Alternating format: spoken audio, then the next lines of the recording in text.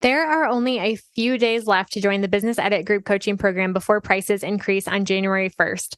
If you're a service provider who's feeling overwhelmed, overworked, and underpaid, don't let another year go by staying stuck.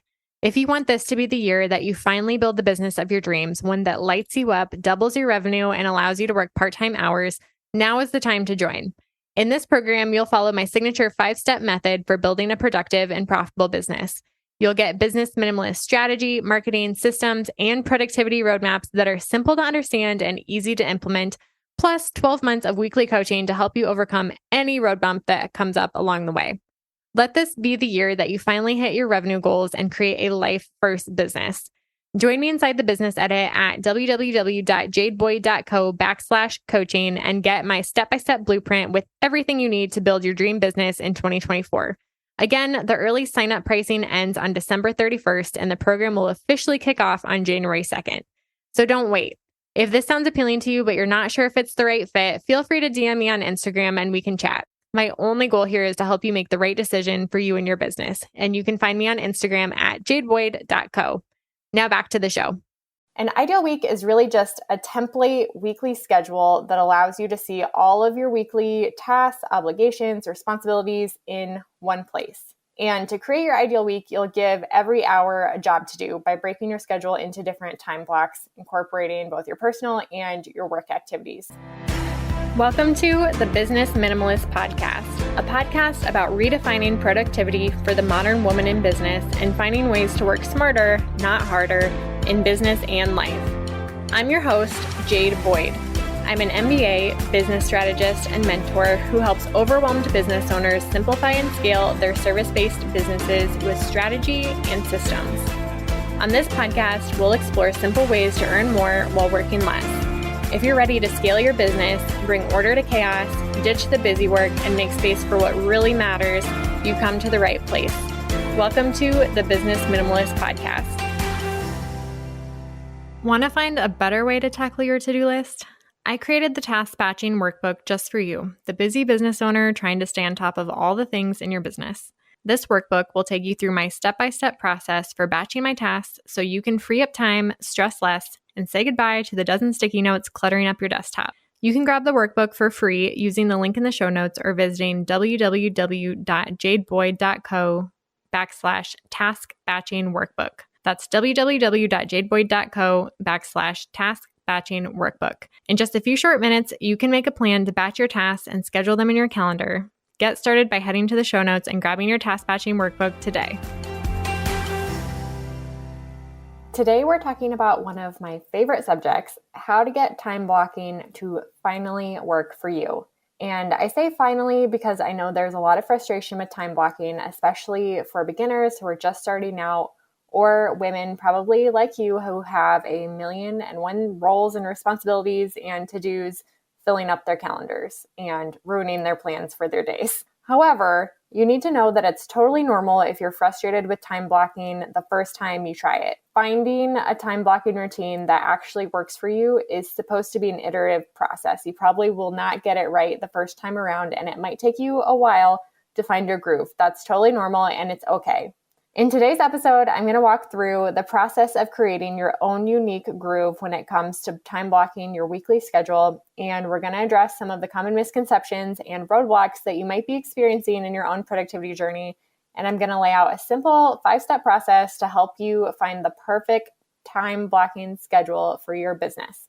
So let's dive right in. So I'm going to be throwing out a lot of productivity terms in this episode. So I want to start out by defining time blocking, task batching, day theming, and ideal week, and talking about what each of those things are if you're not familiar with them, because they can be used kind of interchangeably. And in this episode, I'm going to be throwing out all of these terms and discussing how they all play together to help you create your most productive schedule. But I'm going to start out by defining them and giving some examples so you understand exactly what I'm talking about when I'm throwing out these terms. So the first one is time blocking, which is in the title of this episode. It's what we're going to be discussing the most during this episode, but all of these other tools come into play when it comes to creating useful time blocks. So time blocking is simply assigning a time for a certain task or group of tasks to get done. Simple as that. So for example, you might say from 6 a.m. to 9 a.m., I'm going to take care of my personal health and I'm going to group my personal health activities into that time block. Or you might say from 9 a.m. to 12 p.m., I'm going to focus on recording podcast episodes because it's going to be quiet in my house. I won't have any distractions and I'll have like the time and energy to really focus on the podcast. And 9 to 12, I'm time blocking that to work on that specific task or group of tasks if you're batching. Which brings us to task batching, which is simply grouping similar tasks together so that you can spend less time switching in between different types of tasks or multitasking. So for example, going back to the podcast thing, if you have a time block for your podcast, you might task batch during that time block by recording several episodes in a row so that you're saving time by not having to take out and put away your podcasting equipment and log in and log out to all of the software that you need to record podcasts. Or if you're blogging, anything of that nature, you're just task batching those things together so that you can save time and focus on one thing. And again, in this episode, we're going to talk about assigning task batches to a time block. The third term is day theming, which is a version of time blocking. It's basically choosing a theme for your entire day and essentially time blocking that entire day for one theme. So for example, you might dedicate every Tuesday to your podcast. So instead of time blocking 9 a.m. to 12 p.m., you are time blocking the entire day. And sometimes that's called day theming. Or you might say Saturday's day theme is family time. So family time is always my highest priority on Saturdays. Even though you might do a few other things here and there, ultimately you're setting your priority for every Saturday as spending quality time with your family. So that's how day theming comes into play. And lastly, what is an ideal week? An ideal week is really just a template weekly schedule that allows you to see all of your weekly tasks, obligations, responsibilities in one place. And to create your ideal week, you'll give every hour a job to do by breaking your schedule into different time blocks, incorporating both your personal and your work activities. So your ideal week truly should encompass everything that you're responsible for. And again, give every hour on your schedule a job to do, even if that is sleeping, so that you can truly account for all of the things that you're responsible for and make sure that your time blocks actually make sense given everything that you have going on in your life and in your business. And today I'm going to mix all of these tools together into a simple process because each of them plays an important role when it comes to helping you increase your productivity. Starting with task batching, I did an episode before called Task Batching versus Multitasking, which talks about the difference that task batching can make when it comes to increasing your productivity when you're grouping similar tasks together. Task batching can allow you to have better focus since you're focusing on one thing at a time. That allows you to get deeper into that work that requires more of your focus and more of your energy.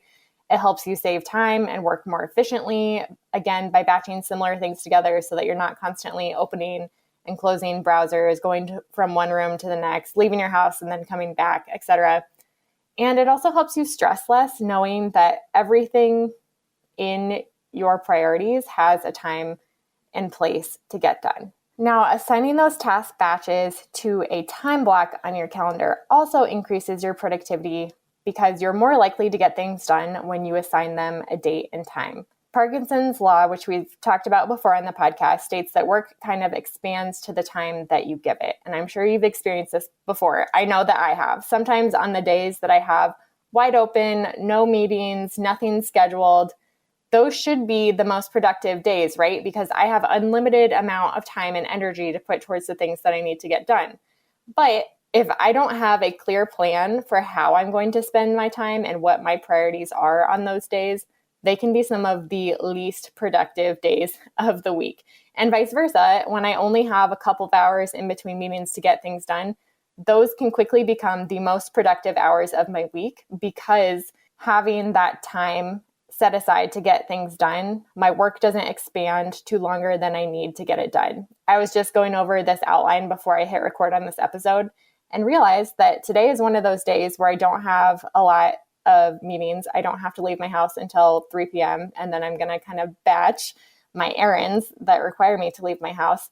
But I realized I have all day to record this podcast episode, and I was spending way too much time tweaking this outline and opening my various tabs and productivity books, trying to find more research to include and more examples to include, and realized, you know what? I am going to spend all day recording this episode if I don't just hit record and get it done. So time blocking helps you increase your productivity by putting your tasks in a box saying, you know what? I only have 1 hour to record this podcast, so I'm going to get it done now.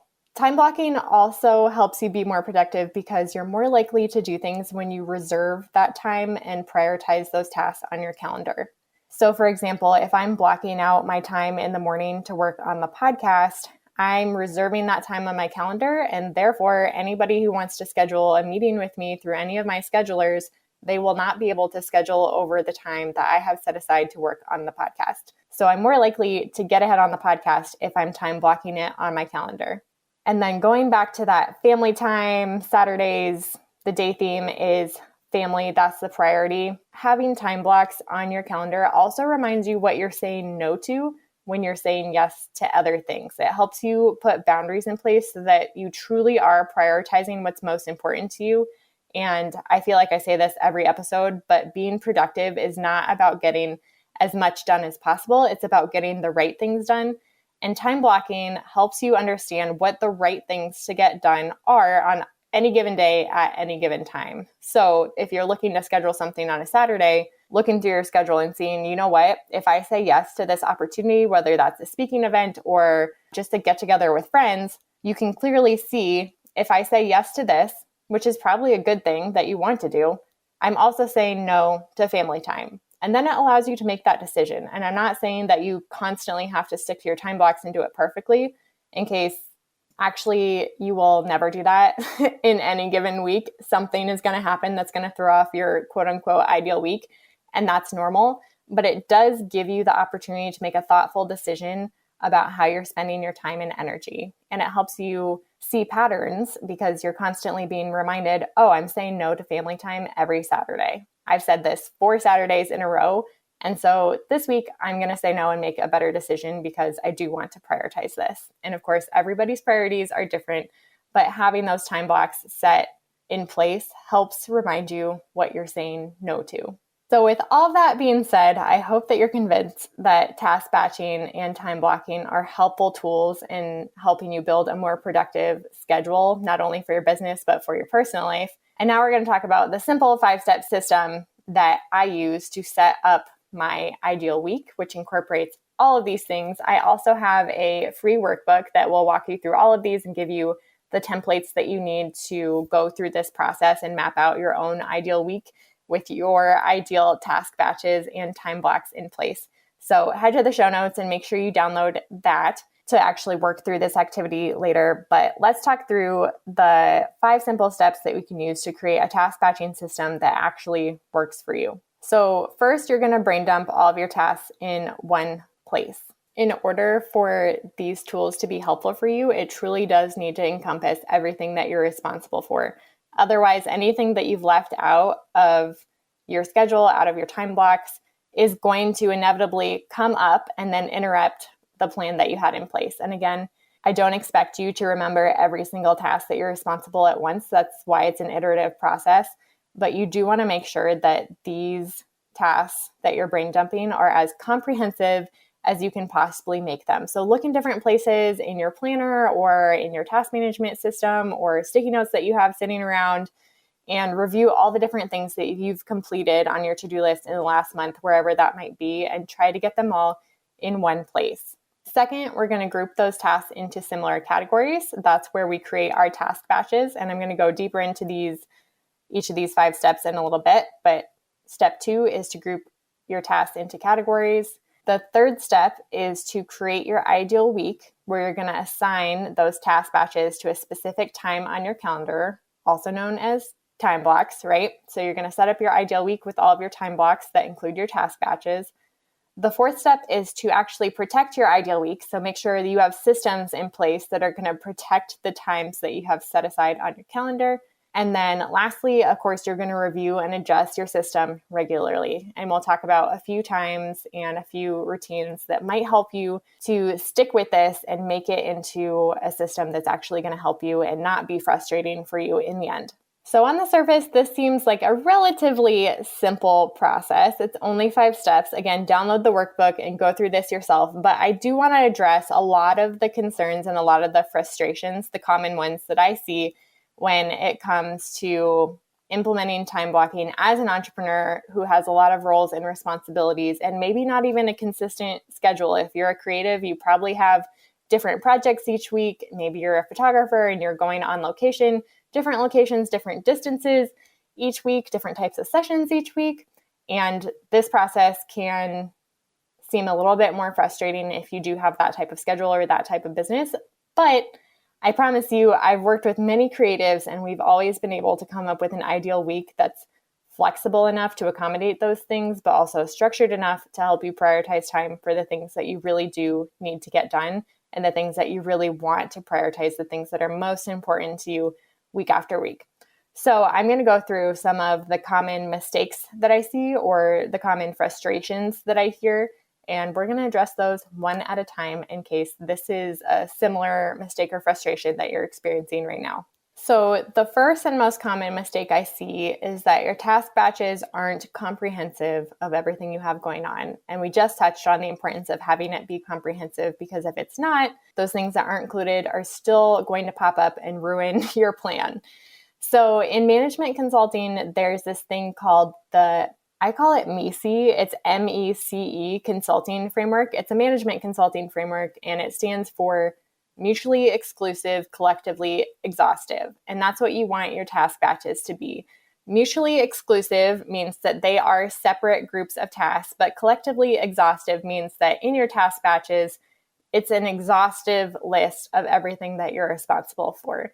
So you do want to check that your task batches are mutually exclusive and collectively exhaustive so that you have a full list of tasks that encompass what you're responsible for and what is important to you. Now, I've talked about my task batches in the past, and these are also in the task batching workbook in a little bit more detail. But overall, I have 7 task batches total that are mutually exclusive and collectively exhaustive. So in my personal life, I have just a personal task batch, which includes a lot of things. It's a very general task batch, and that's okay if your task batches are general as long as they are mutually exclusive and collectively exhaustive. And then I have relationships is my other personal task batch. And then in my business, I have 5 different categories. I have client work, marketing, administrative work, admin tasks, business development. So that's special projects that I have going on, usually related to my goals or like a new product launch that I'm doing. And then the 5th one is professional development. And again, all of these are listed in the task batching workbook. So you can kind of go in and see what I have included in each of these categories if it's helpful. These task batches, honestly, with a couple exceptions, have worked for everybody that I've done an ideal week session with in the past. I do this with my coaching clients, but also if you're going through this process and are feeling frustrated, feel free to fill out my contact form because I do offer one-off ideal week sessions with people as well, where we will talk through everything that's going on in your life because, again, it needs to be collectively exhaustive. We'll figure out how to fit laundry into your schedule, how to fit errands into your schedule, when is the best time to meal prep, and we will map it all out. And these task batches for business owners, and again, I've done this with many different types of businesses, these 5 categories of clients, marketing, admin, business development, and professional development have worked for most of the people that I've gone through this with. Sometimes you need to add in another category, or based on your business or your schedule, you might want to split these things up a little bit more. But generally, these categories have worked and have been able to encompass everything that people are responsible for. So if you're feeling frustrated, if you've tried this in the past and it hasn't quite worked out for you, first ask yourself, were my task batches comprehensive? And if not, it might be time to revisit it and try it again. The second thing I see people do when it comes to setting up their ideal week and trying time blocking is that they make their schedule feel cramped or packed or just stressful. And this happens for a few reasons. The first one I see is that people set up their time blocks in too short of increments. So they're blocking like 1 hour at a time. And when you set your time blocks for small periods, it does make your schedule feel cramped, and it does make you feel more stressed throughout the day because you only have an hour to get a very specific thing done. Your ideal schedule should feel spacious. I always recommend aiming for at least 3 to 4 hour time blocks and then making your task batches larger. So for example, instead of saying, I'm going to record a podcast from 8 to 9 a.m. and then from 9 to 10, I'm going to write the blog post. And then from 10 to 11, I'm going to schedule my email. And then from 11 to 12, I'm going to make my Instagram post. That feels stressful to me. That feels like if anything happens, I might get off schedule. If anybody interrupts the podcast recording, or if I lose my voice, which God knows has happened more times than once, I wouldn't be able to stick to that schedule. And once it gets off, it's very hard to get back on again. And having that cramped, packed schedule does not sound ideal to me. So instead of doing very short, specific blocks, I would recommend doing larger, more spacious blocks that are more broadly encompassing. So you could say from 8 a.m. to noon, I'm working on marketing, and then you can kind of set your priorities that week based on what needs to happen for my marketing this week. And then you have 4 hours to sit down and focus on it. Or even having a day theme for like Mondays are marketing days. That's the theme. And I have one day to do all of my marketing for this week, for the next 2 weeks, whatever your time block schedule calls for. But first, set your time blocks to 3 to 4 hours at least to make it feel a little bit more spacious. The second mistake I see people make is that they're not aligning their schedule to the times of the day where they have the highest energy levels.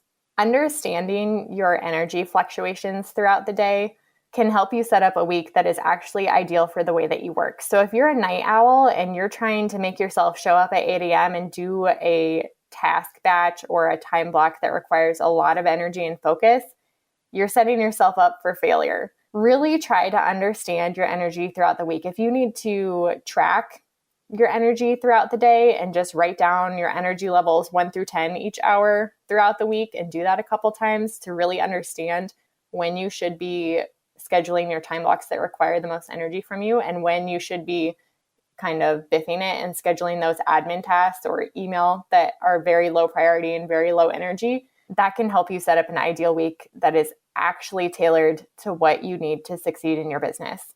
The third mistake I see people make that makes their schedule feel cramped, packed, and stressful is that they actually have more on their plate than one person can do in a week.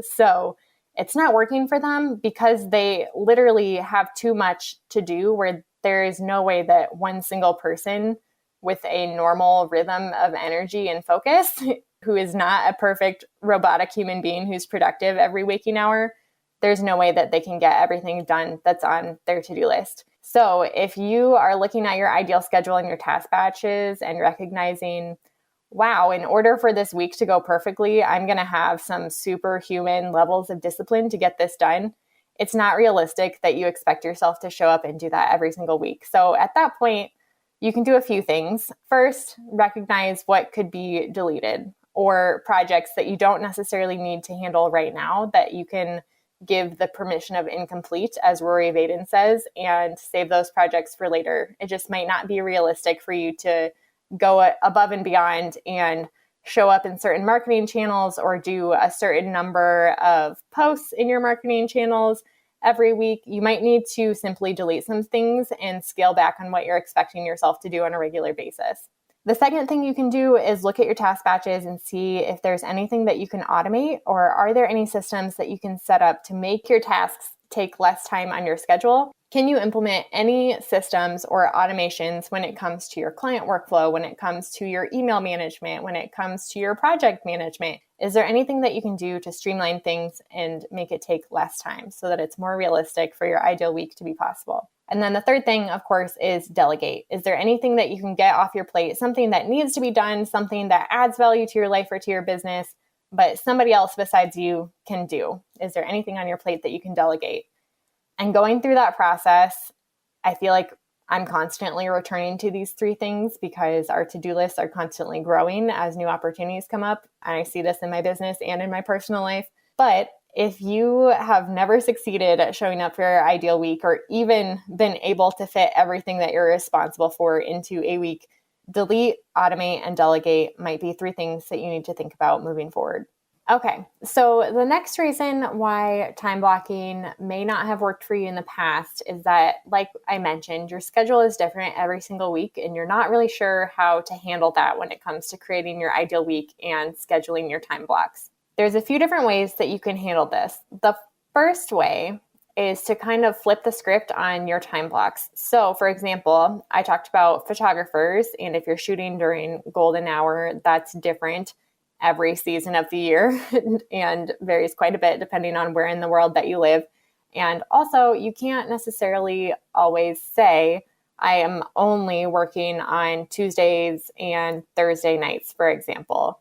You might know yourself well enough to know that even if you do say that, you would make exceptions for your families. And that's okay as long as you're okay with spending your nights and weekends that way. But if you're feeling stressed, or if your ideal week is set up in a way that says I'm only shooting Tuesdays and Thursdays, but you're constantly making exceptions to that rule and it's messing up your ideal week, you could kind of flip the script and say, I'll leave my calendar open for the times that make sense for my clients to schedule their shoots, but I know that I need Mondays and Fridays for my family, or I need Mondays and Fridays for myself, and stick to that as your ideal week, knowing that if people book during other days of the week, that's fine. And you can kind of limit. I know that I only want 2 or 3 shoots each week, and that might look different in terms of the days of the week that you're shooting. But again, it's about scheduling your time in a way that reflects your priorities and makes space for the things that are most important for you. So by blocking the things that are most important for you, the things that you know you want to show up and say yes to, it's okay to give free range on the rest of your time, as long as you're truly okay with giving the rest of those nights to your clients or to your job or whatever that secondary priority might be. This has definitely come up for me as a business coach because I schedule different types of client sessions, and I kind of have the regular rhythm of onboarding clients during the first week of the month. Either the last week of the month, we're doing the coaching calls, the 1-hour coaching calls. But I also allow new clients to schedule their 4-hour onboarding strategy session during the last week of the month, knowing that it can be tricky to schedule a 4-hour session if you already have things planned. So I give them the last week of the month or the first week of the month to get started. And of course, I'm enrolling clients on an onboarding basis, so I can't necessarily plan for how many spots I'm going to be opening up each month or what that's going to look like. Every month is a little bit different. In order to schedule 4-hour sessions, I have to be a little bit flexible with my schedule and what I allow people to book. So instead of saying I only book 4-hour sessions 8 a.m. to noon on Tuesdays and Thursdays, which would be a lot more difficult to fit my clients in, especially if I'm onboarding more than 2 clients at a time, which happened this month, I instead block the time for the things that I know I need to set aside during the week. So for me, that's at least 3 hours for business development at this point, so that I have time to move forward on some of these projects where I do need higher focus time. I block 3 hours in the morning 1 day a week for that. And then I block time for my marketing channels, because showing up consistently on this podcast is one of my biggest goals for this year and something I want to get better at doing. And for Q1, I'm scheduling an episode every week. And I know myself, and I know that if I don't block time to sit down and create these outlines and record these episodes, it's just not going to happen, because this does require a little bit more energy on my part. So I block time for my marketing, for my business development. And then the third thing, I know that I function better as a human if I have time to take care of all of the house stuff that needs to be taken care of before the weekend, so that I actually have time to rest and relax during the weekend, and also work on house projects. Again, we're renovating, so oftentimes we don't make any progress during the week because our nights are packed, or we just don't have the energy after working a full day to invest more physical and mental energy on making house project decisions. So oftentimes we block Saturdays for things like that. And so on Fridays, it feels a lot better to me if I'm able to go through the home maintenance and meal planning routines to get some of those weekly home personal tasks out of the way. And so I block Friday afternoons just so that I don't have any meetings scheduled on Friday afternoons. And I know that even if my task list runs over and I'm working until like 2 or 3 in the afternoon on Friday, I will still have enough time to take care of those house things, those personal things, before I'm able to truly check out for the weekend and rest and relax on Friday night and gear up for house projects or whatever's happening during the weekend. So by only blocking about, that's 4, 5, 6, 7, 8, 9, 11 hours out of 40 hours a week, I still make a lot of time for people to be able to schedule meetings on my calendar, but also knowing myself and when I have the highest energy and how much time I need for each of these tasks, I'm also able to block time for the things that are most important for me. And I have themes for different days of the week. And again, my ideal week is constantly fluctuating too. So I've talked about my ideal week on the podcast before. It might have been in the task batching versus multitasking episode, which I'll link in the show notes. But my ideal week now looks very different than my ideal week when I recorded that episode. And that's okay. Your ideal week should change. And that brings us to the last point, why this might not have worked for you in the past or why you might be frustrated with time blocking. And that reason is you only tried it for 1 week. This is an iterative process. It should be changing. Your business will change, your priorities will change, your life will change, your schedule will change. It really is an iterative process that requires you to test it, to change it, to alter it, to tweak it, to retest it, and continue learning what works for you and continue evolving as you evolve, as you learn more about yourself and when you can get the most done, when you have the highest energy. And that may fluctuate season to season too, based on what's going on in your life.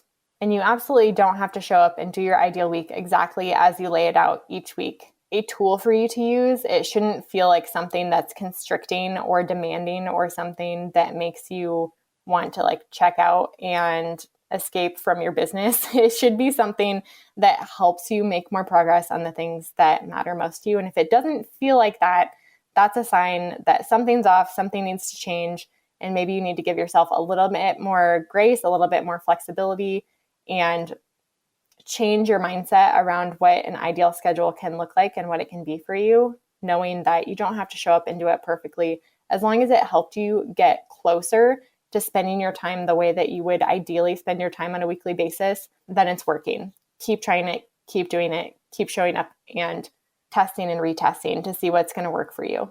Another thing I talk about a lot when it comes to productivity is that it is seasonal. So on top of retesting it every week and kind of reflecting on, oh, what worked this week, what didn't, what might I want to change next week, I think even when you're in a groove of your ideal week working for you, it's a good idea to kind of revisit it on a quarterly basis or anytime you have a major shift happen in your priorities or in your schedule that affects your ideal week. It's a good idea to revisit it and ask yourself, is this truly what is ideal for me in this season? Because different seasons of your life are going to look different, which seems a very simple statement and an obvious thing to say, but it's true when it comes to our schedules. It's unlikely that you're going to set your ideal week and once it starts working for you, that it's going to work for the rest of time. It's just, that's not the way that life works. That's not the way that business works, especially as you're evolving and moving up in your own business and continually stepping out of the day-to-day and into your CEO role.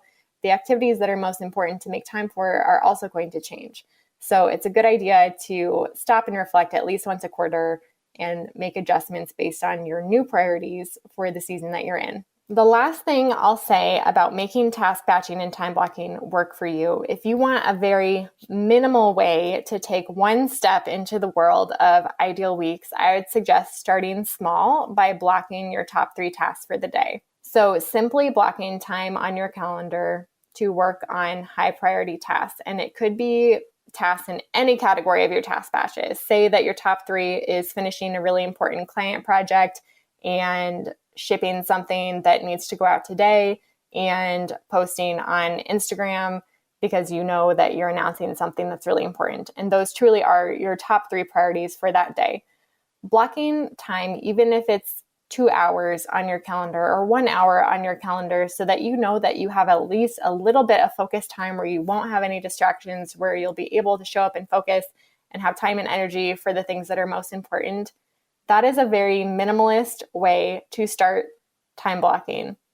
As far as task batching, you're not really separating client work from marketing work from admin work, but you are separating important tasks or urgent tasks from non-important tasks and non-urgent tasks.